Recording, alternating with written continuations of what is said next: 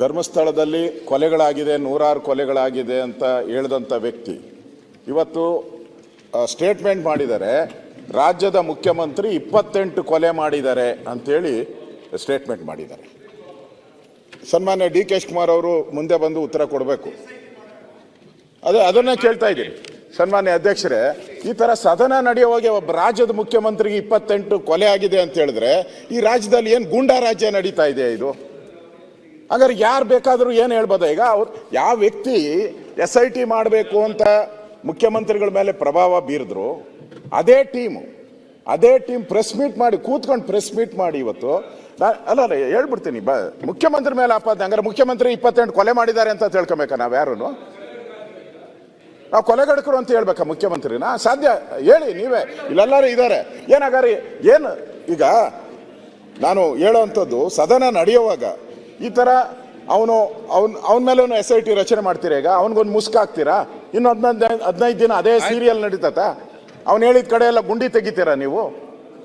ಏನು ಮುಖ್ಯಮಂತ್ರಿ ಮೇಲೆ ಆಪಾದನೆ ಮಾಡಿದ್ರು ಏನು ಈ ಸರ್ಕಾರಕ್ಕೆ ಕಿವಿನೂ ಕೇಳಿಸಲ್ಲ, ಕಿವಿನೂ ಇಲ್ಲ, ಏನೂ ಇಲ್ಲ. ಈಗ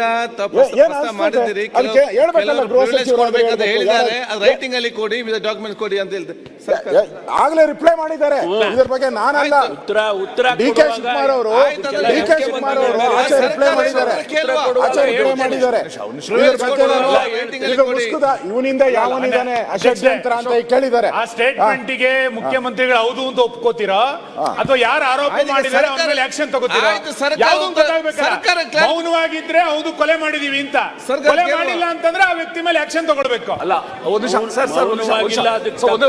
ಕೊಡ್ತೀವಿ ತಮ್ಮ ಮೂಲಕ, ಮೌನವಾಗಿ ಏನಿಲ್ಲ, ಅದಕ್ಕೆ ತಕ್ಕ ಉತ್ತರ ಕೊಡ್ತೀವಿ.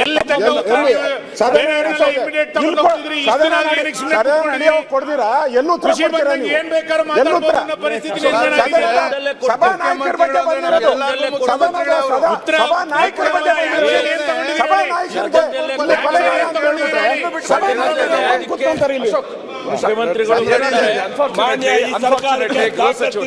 ಮರ್ಯಾದೆ ಇದ್ರೆ ಇಂಗ್ಲಿಷ್ ಅಲ್ಲಿ ತಿಮ್ಮಾರೋಡಿ ಅಂತ ಹೇಳಿದ್ದಾರೆ, ಬಂಧಿಸಬೇಕು ಸರ್ಕಾರ.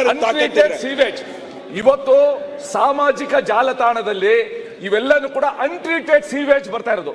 ಒಬ್ಬ ಮುಖ್ಯಮಂತ್ರಿ 28 ಮರ್ಡರ್ ಮಾಡಿದ್ದಾರೆ ಅಂತ ಒಬ್ಬ ವ್ಯಕ್ತಿ ಧೈರ್ಯವಾಗಿ ಹೇಳ್ಬೋದಾದ್ರೆ, if the government cannot take immediate action, ಏನಿದು? How are we allowing it? ಮುಖ್ಯಮಂತ್ರಿಗಳಿಗೆ ವಿಧಾನಸೌಧದ 3ನೇ ಮಾಡಲಿರುವ ಒಬ್ಬ ವ್ಯಕ್ತಿ 28 ಮರ್ಡರ್ ಮಾಡಿದ್ದಾರೆ ಅಂತ ಧೈರ್ಯವಾಗಿ ಬಂದು ಸೋಷಿಯಲ್ ಮೀಡಿಯಾ ಮುಂದೆ ಹೇಳುವಾಗ, how can the government tolerate?